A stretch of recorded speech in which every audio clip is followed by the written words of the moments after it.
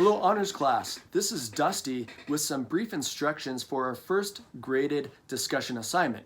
Now hopefully these instructions will be helpful for this assignment and the rest of the discussions that students were required to participate in over the course of the semester.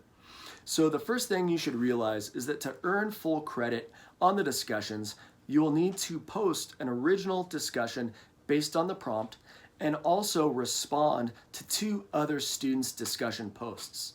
Please keep your comments academic, professional, and supportive in nature. And if you need help, there is a video embedded in Module 0, the orientation module, that discusses etiquette on these discussion boards. Now, our first discussion is designed as an icebreaker to help build community in our class. And I'm asking students to introduce themselves by stating their preferred name and their pronouns, and then discussing a cultural experience that is meaningful or has been meaningful in their lives.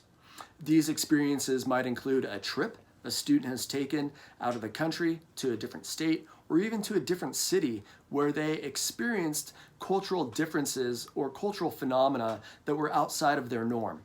You could also share a cultural event that you have participated in. Maybe you've been to Burning Man and that's been a significant moment within your life. Or you can even share your family's own cultural traditions.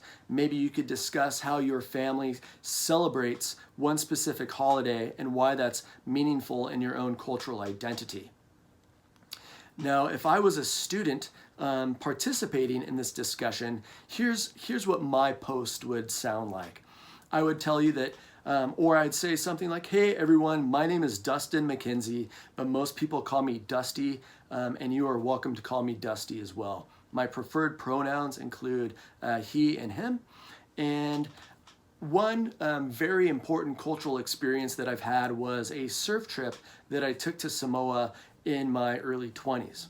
Although the trip turned out to be, or started as a surf trip, it turned into a much more meaningful cultural experience. And I was participated in and was exposed to traditional Polynesian society that I didn't even know existed before that trip.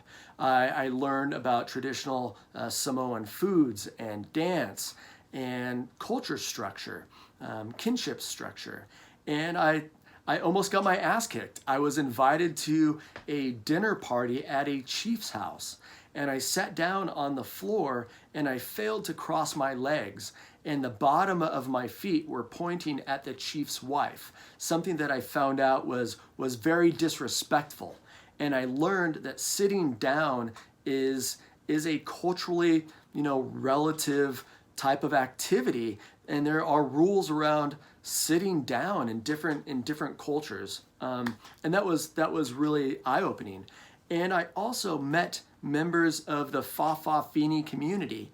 Fa'afafinis in Samoa are people who are born biologically male but identify as women.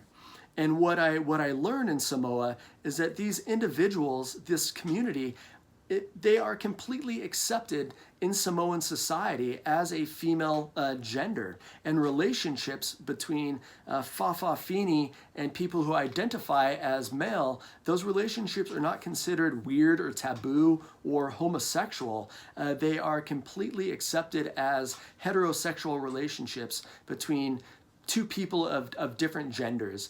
And my world expanded, and I started to realize that the world is comprised of this beautiful tapestry of cultural differences that I had no idea even existed, again, inside my little bubble in San Luis Obispo, California. Anyways, I am really looking forward to reading your discussions and learning about you. Please throw up some photos or a video so we can connect those stories and names and faces. Looking forward to it. Take care. We'll talk to you soon.